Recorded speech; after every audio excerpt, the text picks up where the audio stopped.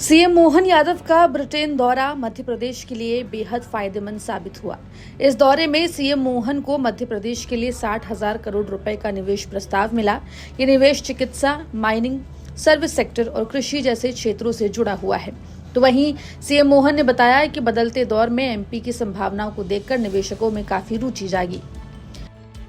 आज के इस बदलते दौर में मध्य प्रदेश में जो संभावना है, उन संभावनाओं को लेकर के नई टेक्नोलॉजी का लाभ लेते हुए बड़े पैमाने पर नए निवेशकों ने जो रुचि दिखाई है, मुझे इस बात का संतोष है। इसमें सभी प्रकार के चिकित्सा, शिक्षा, उद्योग, माइनिंग सेक्टर, सर्विस सेक्टर और इसी में नवाचार के साथ साथ कई सारे लोगों ने जो ऑलरेडी जिनकी अपनी एक अलग पहचान है, यहाँ तक कि एग्रीकल्चर में भी बहुत बड़े पैमाने पर लोगों ने अपनी रुचि दिखाई है। मुझे इस बात का संतोष है।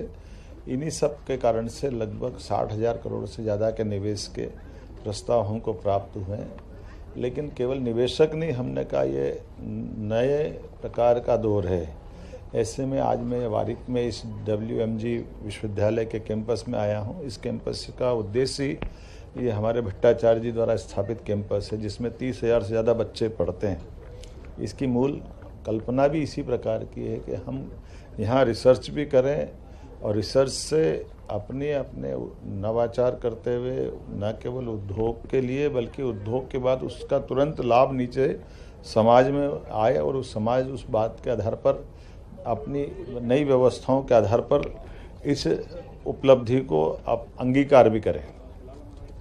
ये एक तरह से बहुत मूल विचार है, जिस मूल विचार के बलबूते पर हम समूची मानवता की भी सेवा कर सकते हैं और बदलते दौर में अपने आप को ढाल भी सकते हैं।